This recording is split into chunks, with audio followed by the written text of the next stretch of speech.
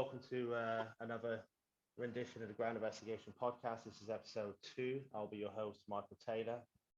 Today we have a drilling company director of over 20 years, I believe, John Rodgman. How are you doing, John? I'm good, thanks. Yeah. Whereabouts are you today then? Somewhere sunny and nice? Yeah, Putney in London. Okay. Nice rich I'm working at. Fair enough. And what kind of job is this? Is this like a basement job? No, this is a geothermal job at a celebrity house, to be honest with you. Okay. In all honesty. Okay. Yeah. Okay. Fair enough. Going well, is it? Does it ever go well? Yeah, he's 450-metre holes to drill, and then trench, loop it up. The external people we subcontracted to put the boiler in. Okay. Put the boiler in. Fair enough. I was wondering if you could just tell me a little bit about how originally you got actually into drilling then. So you've run Borehole Solutions now for, what is it, 22 years? Is it more than 22 years? Yeah, well, when I was about 15, 14, I left school quite young. Started dating my wife. Yeah. Her father was quite rough. Was Shell and Auger driller. Everyone was sort of scared of him. He'd lost his second man, and he yelled out the window one afternoon, "You with me tomorrow?" And it wasn't the type of fella you wouldn't argue with. So I had to go in the next day. So he picked me up at 5 o'clock in the morning in a 2-door Toyota. This would have been 97 it would have been. And I was still living at home. And there was two seats, but there was 2 people in the vehicle. And it had a truckman on the back, and I was told I had to get in the back and ride in the back to Skegness, backwards and forwards all week like that, in the back of this truck on some casing. And that's what we did. And on the Friday, he sacked his second man. And I then become his second man, worked for him for about 18 months as a second man, then worked a rig for him. But he was absolutely brutal, hard work to work for. Good driller, knew his stuff, but just like an old army sergeant. So then I left him at 18 and set up on my own, and then a few business, different names before we went limited, and the same business went limited got a long time ago now, which was Borehole Solutions Limited. Okay. So you've got Borehole Solutions, but then I think you've also got, is it Geoenvironmental Solutions as well, that's based out of Wigan? Yeah. As the years have passed, we've sort of formed a group with different areas within the group. So we have Geoenvironmental Solutions that do sort of write reports, bit of lab testing, that kind of stuff, employ some engineers and whatnot. Okay. There's 4 of us that are directors of that. I personally don't have a massive amount of day-to-day input. Rob Lewis runs that. But we sort of get the work off them. You know, they'll win work, we do certain bits and pieces of work in-house. Okay. So do they win perhaps the contract, and then they'll ask Borehole Solutions essentially to do the drilling for it? Yeah, depending on what they're doing, they'll go out. I mean, they do quite a lot of extensions and foam masts and bridges and things. And then, you know, they'll win their own work, and then they'll use us, well, my depot or Andy's depot. If we're too busy or we haven't got the facilities to suit, then Rob will use, subcontractors. Yeah, okay. That's fair enough. And then you also have like a sort of manufacturing arm. Is that right? Yeah, again, that's British Drilling Supplies that manufactures rotary tooling, sonic tooling, all that kind of stuff. It's piling casing, water well casing. Main targets overseas. We do a fair bit in the UK, but the main target is overseas. Again, we have a managing director that runs that, Paul Caldwell. Other than overseeing it and chatting to Paul daily, Paul runs that business entirely himself. Okay. That's fair enough. Is that your phone? Yeah, I'm just turning it off now. Okay. That's fine. So you obviously started Borehole Solutions then. So then what's it, a few years ago, you started sort of Geoenvironmental Solutions, with doing kind of the consultancy side then. That's right, yeah. As well, and you've taken on, I think we've discussed, recruitment, etc. for that that company. So how many people is it Geo-Environmental Solutions at the moment? I think there's only 8 or 9 there now. I would assume. That's quite quick. So when was it a couple of years ago you started Yeah, a couple Geo-Environmental of years ago. Solutions? Yeah, they've got a few sort of young graduates, Yeah, and then so they've got a couple of seniors, obviously yeah, Rob, and then a girl in the office and some people in the lab. yeah. That's quite quick then. So you've got 9 people in 2 years. That's Yeah. it, it's quite quick growth. So how was kind of Borehole Solutions started? Was it 22 years, roughly around 22 years ago that Yeah, Borehole well, Solutions was 98, started? 98. So 98. yeah, So it was then 1998. It was JJR Site Investigations to start with, and obviously for tax reasons we went limited and had a name change. oh, so you bought something out, changed its name No, no, essentially. we was JJR Site Investigations, and the tax man advised us that we couldn't stay a sole trader anymore. It was beneficial Okay. to go limited. To be a limit. So we had a name change um, to Borehole, and that's how it happened. Okay. Okay. And the rest is kind of history then. So Yeah. how's the growth of Borehole Solutions done over the past sort of over 20 years? What kind How's of the what? Sorry. the growth? So what kind of how many people do you employ now, etc.? Well, yeah, the depot I run employs about 30 people on the Okay. rigs, and then we have Borehole Solutions, which we call the North, which is based near Leeds, Yeah. and that probably has, I would say, around about 15 at the moment.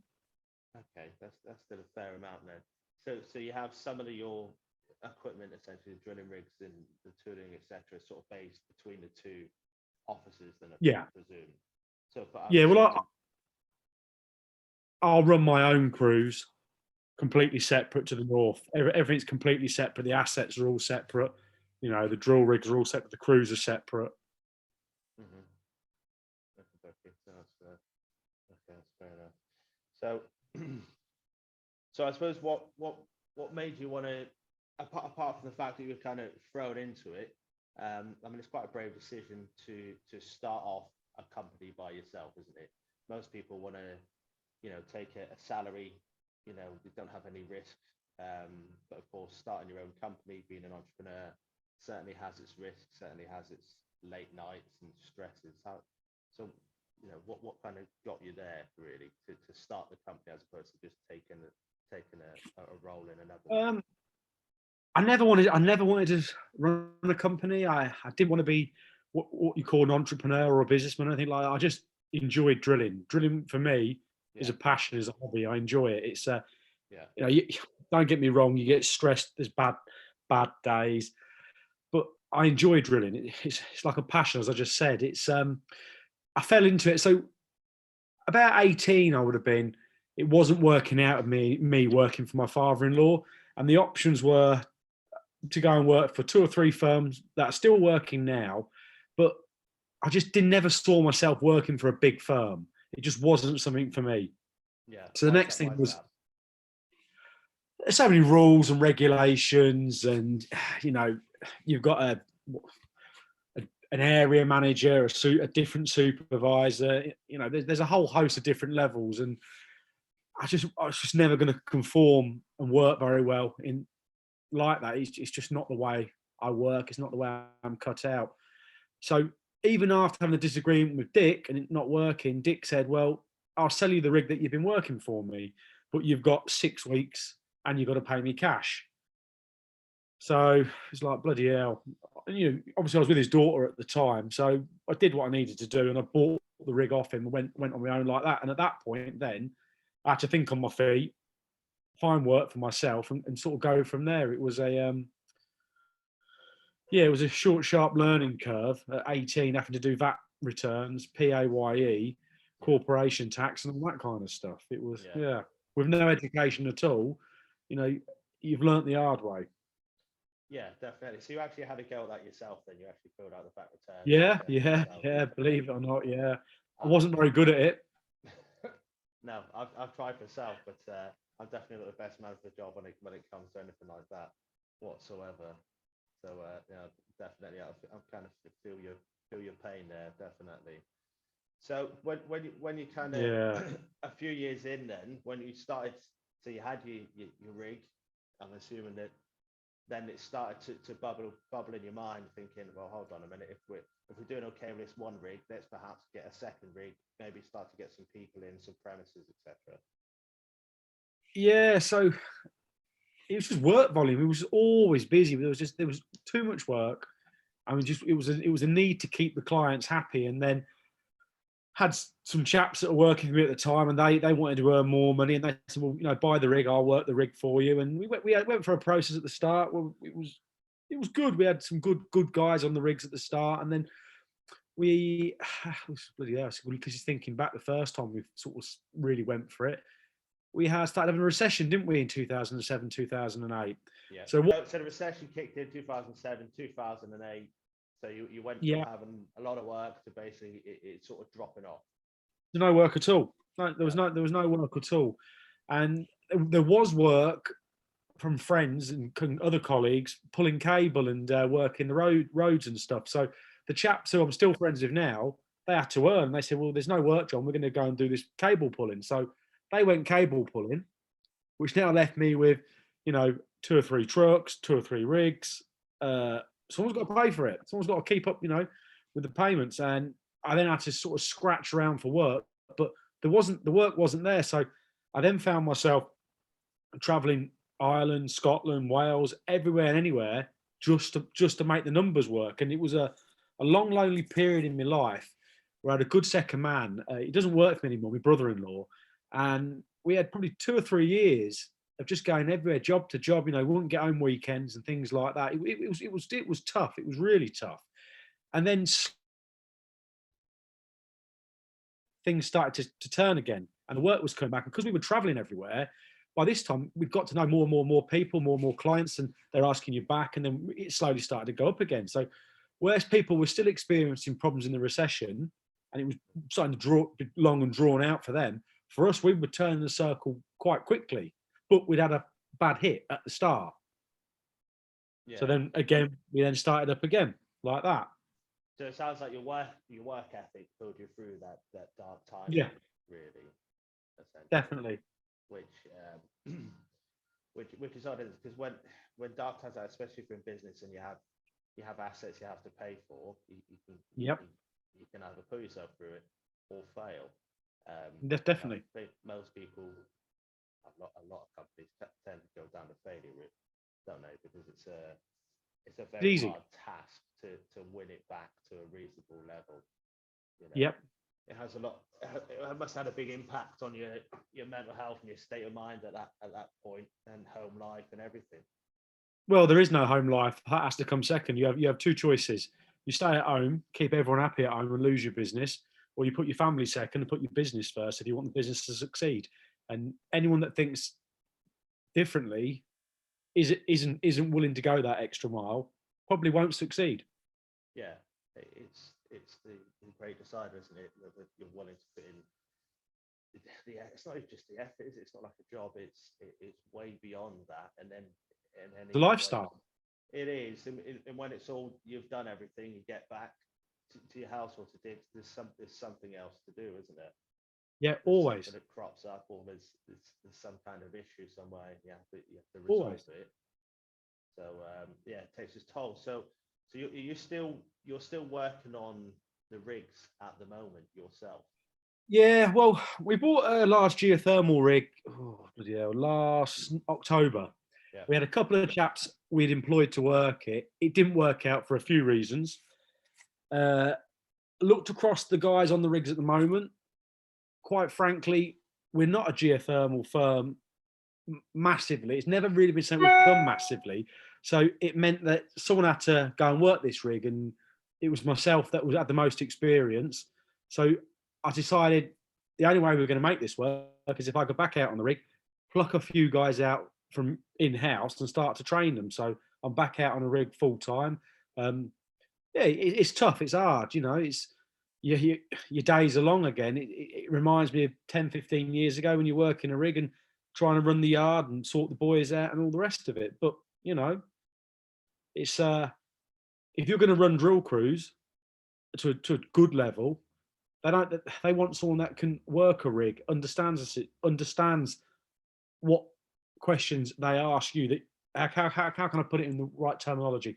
They want to work for someone that is a driller, not a supervisor that pretends they've done the job, but never really has. So when they get asked a question, the drillers can see right through them, and then they know they can toss a day's work off or not do the job properly.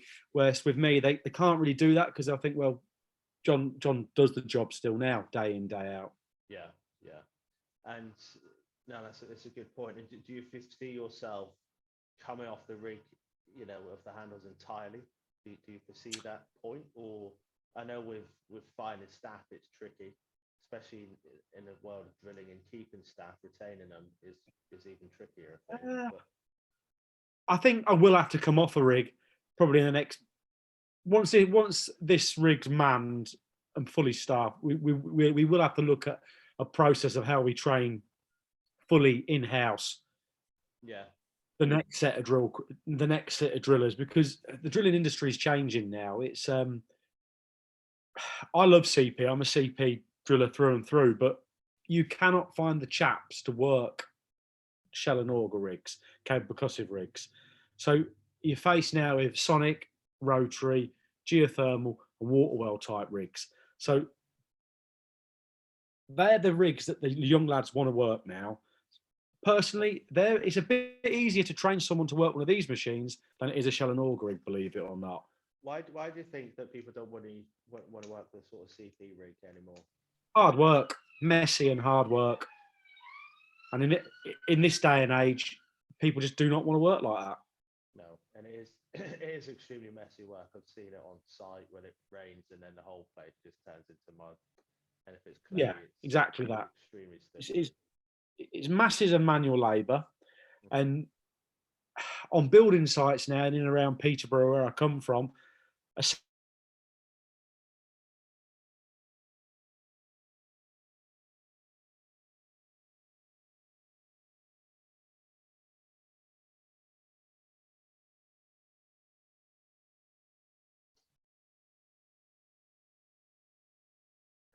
can't hear you, John. He says Peterborough where I came from, and you're frozen.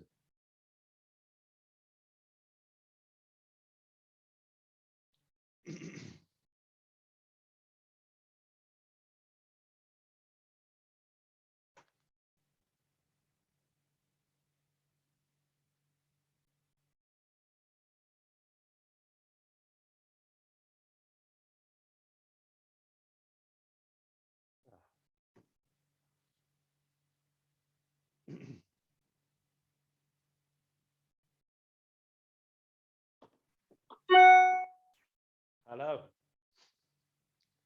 Can you hear me? You back? Yeah. Yeah. So you said you're in Peterborough, where you're from. Yeah. No idea what. So when Peterborough, where I'm from, second men can go and work on a building site and earn more money, less hours. So why would you want to work a drilling rig as a second man? Yeah, that's a very good point. Why would you? And I suppose for those that do, it must be perhaps in the blood, or they just like the lifestyle, like being out in the field. I think it's different if you're in a city drilling. It's a little bit different. And as an engineer, being in the middle of London, nightmare. Much prefer to be in the middle of a field. It's easier, but it's also, there's less people around. You can look at a bit of nature and all the rest of it, and it's a better lifestyle. And you're right. Some of the salaries are not that great. Do you think there's any room for much of an improvement for the drilling? Yeah, if it doesn't change, well, now, imminently, you won't have the guys to do the work. It really is as simple as that.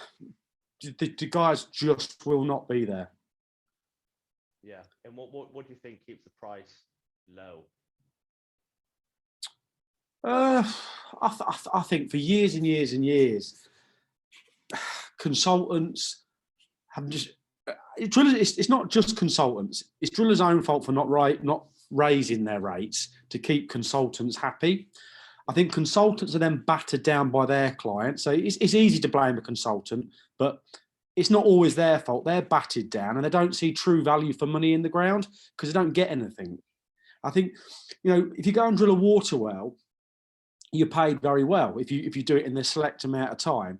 But if you go and do a 15, 20-meter hole site investigation, you're very poorly paid compared. Why is that? Well, the water well is giving you something. A site investigation is giving you something, but the client doesn't value what you're giving them. Yes, no, I agree. It's kind of like if you have something fixed on your car, there's something in the engine, and you pay £500 to get it fixed, and the car just works as it should, compared Yep. to having something, perhaps pre-sprayed or something a bit fancy that you can see. Then yeah, you can't see it, and it's often seen by people as a necessary evil, I think, isn't it? Right, Yeah. But if they don't do it, then there's much worse things that can and do happen all the time. Well, I liken it as I've got older and experienced life, and I'm 40 this year. If you pay cheap, it never, very, very rarely ever works out. So if you've got two guys, let's use a Shell and Auger for an example, just for example, right? You're paying them really cheap labour, cheap borehole, but then you're sticking a multi-million-pound building on it. Do you think that's been done to the specification it should have been done by two guys that are just paid at minimum wage? Yeah, it's certainly not as likely as if they're paid better and they have everything that they need. But I think the whole kind of ground investigations, it seems to be done. There doesn't seem to be much in it. If you seem to have perhaps a failure on site for whatever reason, it can go from profit to loss very quickly, I think. Very fast. Yeah. Very, very fast. Yeah, which is kind of a problem. I don't understand is investigation. Yeah, definitely. But it's an investigation, site investigation, but yet as soon as it goes wrong, it's the contractor's fault. Yeah. Why their piles have got to be deeper, but no one can get it in their head that it's an investigation. So you're not going to know the answer till you've done the investigation. Yeah. So I find it very frustrating. I mean, I think the biggest thing with the Shell and Auger is you have a window sampler on a day rate, a rotary on a day rate, a sonic rig on a day rate, an engineer on a day rate, a JCB driver on a day. But then these two guys have got to turn up with a Shell and Auger rig and they're paid on a meter rate. How does that work? Yeah. So when everyone else is guaranteed a salary for the day. Is it always meterage then on CP? So I think some companies do meterage, some do day rate. Day rate we only ever seem to get on motorways or large UK infrastructure jobs like HS2 and things like that, where it's impossible to work on meterage. Yeah, and why is that? Is that just the location and everything else in relation to? Well, a typical example, we did some large projects on the M4. We'd average 6-7 meters a day with access and messing around. Yeah. To give you an idea, 6-7 meters a day in that time zone on them rates would have worked out about 150 quid a day. So the time you pay two blokes their accommodation, their fuel, it's not a sustainable business model. So you have to do it on a day rate. Yeah. Have you ever worked in kind of army barracks, RAF, that sort of thing? Yes. All them sort of things. And as we've gotten older on the CP, we just say it's day rate only. Otherwise, we would decline it. It's not worth it. But to get in those type of infrastructure jobs, even your day-to-day jobs on brownfield sites, you expected to turn up on a meterage rate with that machine. If that machine was paid a day rate, I think there'd be a lot more people willing to do the work. But they won't pay a day rate for whatever reason, but they'll pay everyone else a day rate. Yeah, I know what you mean. So in relation to your company's group as a whole, then what do you think? What's the plan? Over the sort of the next 5 or 10 years for Borehole Geoenvironmental? We, as a business, we will look to push sonic sampling systems, that kind of stuff in the geotechnical area, and then we'll push geothermals and water well renewables. That's where we want to go with the drilling business now solely. Okay, so water wells and then renewables. Yeah. Yeah. Okay. I mean, the sonic system doing the geotechnical work, we've got so many cases working on dirty landfills with shell and auger, with lads getting on well, getting splashed in their eyes, inhaling crap. Whereas when we go and do it with a sonic rig, we've got so many case studies where no one's splashed, no one's hurt, there's no risk, 100% of the ground's profiled, you know what's in the ground. And the more we educate the clients, the more we push that, the busier we'll become on that side. So it's a much better way of drilling then in that aspect. So why do you think you have to educate the client? Do you think it comes down to the cost? I'm assuming it has. First and foremost, is always cost, always money. Yeah, it's always cost. It's always money. Yeah. And it's new to the UK proper sonic drilling. We've had one or two firms doing it in the UK with a lower sort of frequency sonic rigs. They've been very successful and done very well out of it. But technology moves on, and invest in state of the art technology sonic wise at the moment. In real time. Sorry. We keep educating the clients, our customers. They come back and they'll say, John, we need to do this site investigation. We need this. And I say, right, well, we can do it with the CP or a window sampler, but these are your risks. Or we can do it with this method. It's this price, but it guarantees you all the results you need. A few times they'll go with the cheaper method, have their fingers burnt, and have to pay the extra on top of that. And now a lot of the clients we find are just saying, no, we'll go with that. Any problem, it's on Borehole's neck, and Boreholes will pay to get the results that we need. Simple as that. If something goes wrong or we don't provide them with it, we say, well, no, we'll send a bigger sonic rig, or we'll do what's needed to do to get you the results. Yeah. No, but of course there's a cost aspect to it, and of course whoever the people going to them, whether it's a house builder, etc., they're leaning on them for a cheaper price. But if everyone's it cheap, then like I said earlier on, then you have to wonder what the end kind of product is going to be if everyone's doing it as cheap as possible. I mean, the other way of looking at it is like this. Years ago, building sites were really bad underfoot. There was no stone, was there? So when you was working on a building site, laying bricks and stuff, other than the area that had strip footings, you're up to your ankles in mud. And there were so many accidents all the time. HSE said, no more.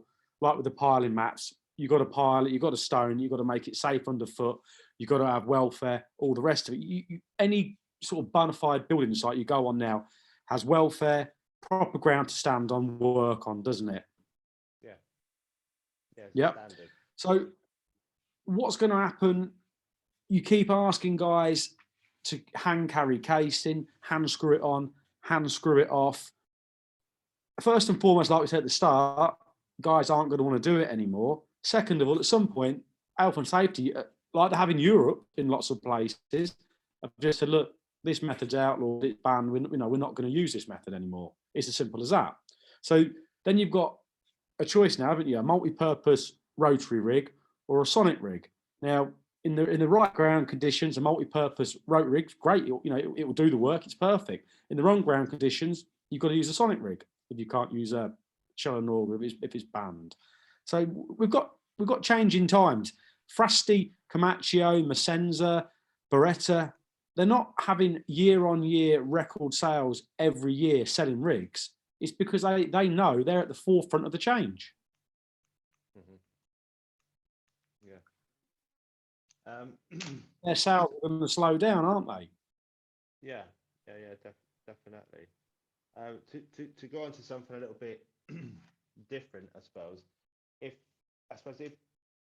you were starting out the Borehole Solutions, the drilling, company today, how would you do it any differently? I'm just thinking for those who are, might be starting out in the drilling companies at the moment. It's a good question. I'd look at the most state-of-the-art machinery in the sector. Yeah. I'd take a ridiculously big loan and go for it with that. Because when you're at the start and you're always told, buy it secondhand, cheap, cheap, cheap. Looking back at the start, we bought secondhand, it broke down, we lost days. You know, it was just ridiculous. But we earned a living and we moved on. But looking back, I think if you just jumped in and let's say, for argument's sake, bought a brand new machine off Frasty or Ideal Camp for a Sonic rig, thought, right, we've got a state of the art bit of machinery, we've got warranty on this. If it breaks down, anything goes wrong with it, we're covered. When you buy this cheap machine at the start and it goes wrong, it's all on your head now, and you've got to suddenly find a way to put it right. So I think I would look at it like that. Yeah, just sort of bite the bullet, pay out for some, Yeah, you know, some newer, better, sort of more back. But I suppose people starting out would be. I suppose it depends how much appetite you have for risk, doesn't it? As a person yeah, to start a business, to be an entrepreneur, it depends. And of course, in the drilling world, if you're having to take out a huge mortgage on one and maybe several, that's quite a lot of, or potentially quite a lot of pressure, because you know you do that, and then of course we have some, you know, like the 2007 recession, or we have the pandemic, which has caused a recession. yep. So yeah, it's definitely requires you to be brave, but if you're not, I suppose you're not going to go too far anyway. No, no, Yeah. definitely not. Or you're going to be swallowed up by one of the bigger firms. Yeah. Would you ever, speaking about that, would you ever consider selling to a larger firm, or you kind of, no, this is me, and this is what we're going to do? We would consider selling or being, what's the word? Merger. We we were still given a free rein. Money was pumped into the business, and it allowed us to pursue the goals of Borehole Solutions, where we want to go and what we want to do. You know, we've got lots of ambition, but to match the ambition, you need deep pockets. And there's certain things in certain areas in the sector I think we could go after with a big cash injection and change the face of certain methods and methodologies the way they're done. Mm-hmm.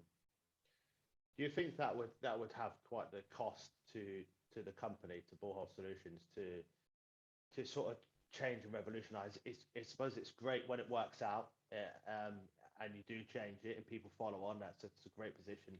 But of course, to pump money, time, and effort into it, if it doesn't work out, you're kind of a little bit, you know, further down the road than you actually want it to be at that point. Yeah, I understand what you're saying, but I've lived and breathed this job. There's certain things that could be changed, certain specs that could be written, certain things that need to be done, but just don't get done in the UK. And I think with the right money, the right backing, what I call the clever people surrounding you, you know, your high-end academic engineers that can write papers, and you can prove to them in the field something. I can, but I can't physically write it down. I've got no academics myself.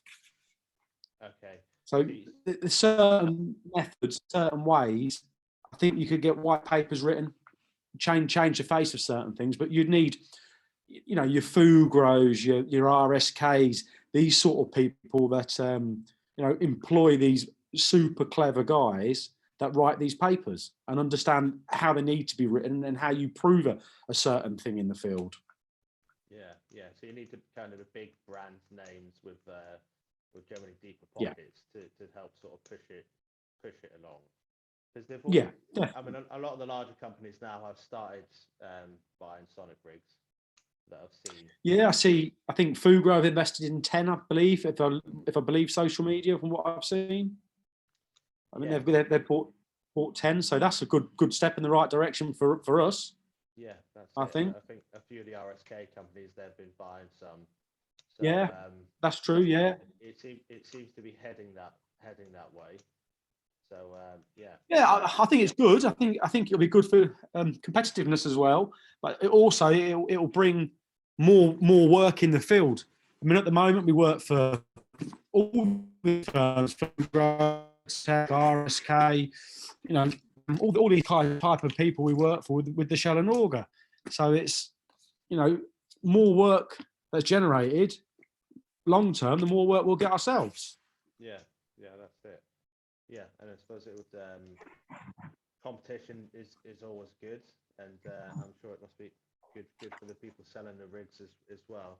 But if you were kind of just starting out on the tools, as a driller, essentially, either it's CP rig or rotary rig, what kind of advice would you give to a sort of young driller starting out now? Don't chase the money. Yeah. The money will come. Don't chase the money. Learn your job. Once you know your job, you'll be all right. You'll make your money. But if you just continuously chasing the pound coins, you'll soon come unstuck, and you won't earn the money, basically. Yeah. So get a company that's willing to sort of train, spend time, have the expertise, the know-how, and everything to drive you forward. Because I mean, a lot of people do chase money in every walk of life, don't they? And it can be hard to not. So to have a level head on your shoulders and follow that route can be tricky for people, I suppose. I think you can work for a big firm, be paid very well. If you're very smart, you know, you can learn your trade very, very well at a big firm. And if you want to go on your own, then you can go on your own, I guess. Yeah. But if you're good enough, a big firm will value it. Well, any firm will value you enough and pay you well enough, not to go on your own. Yeah. Okay. So in terms of yourself then, so I noticed on sort of LinkedIn you've got a profile picture and it's you standing in a boxing ring. Oh yeah. A long time ago. Yeah, and then that's actually it's actually what? The picture on the LinkedIn is our ring.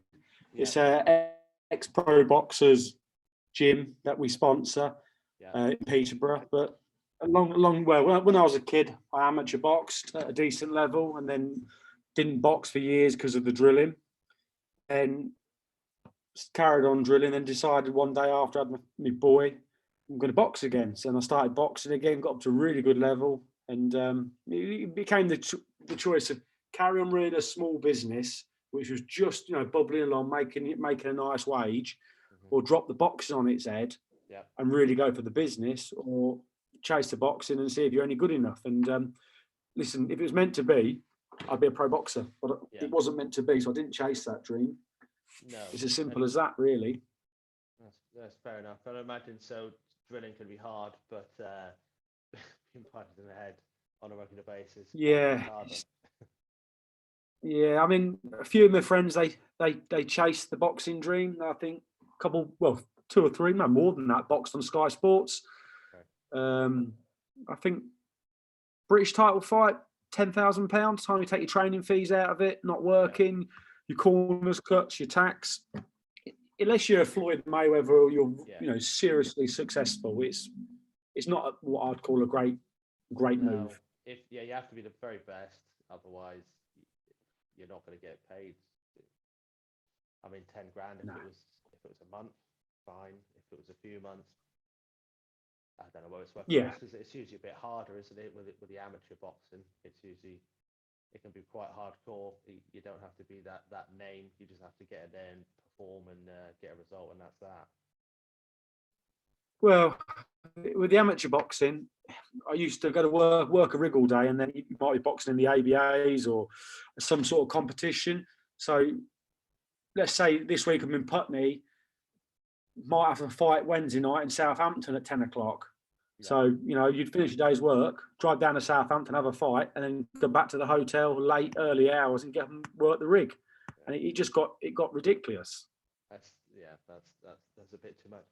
So I think previously though have you held events for sort of is it engineers and yes, yeah. Do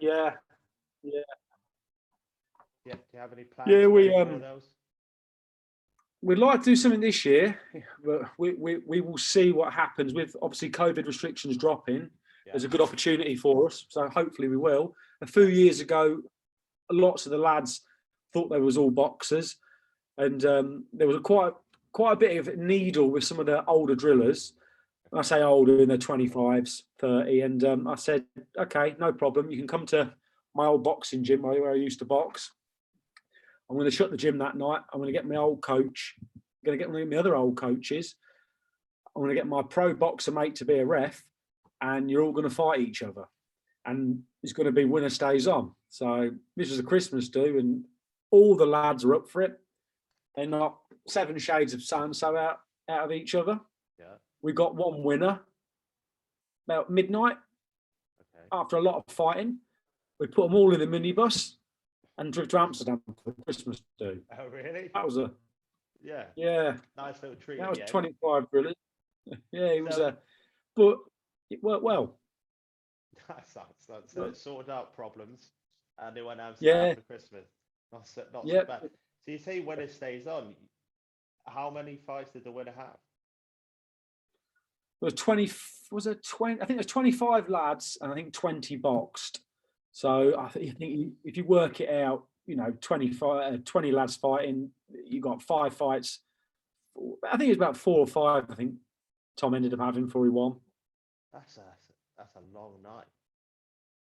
It was a long night. It was a long night, and it was good fun. It was some of the big mouths weren't so big mouth after Christmas. I'd imagine you'd have to be quite heroic to do 4 or 5 in one night.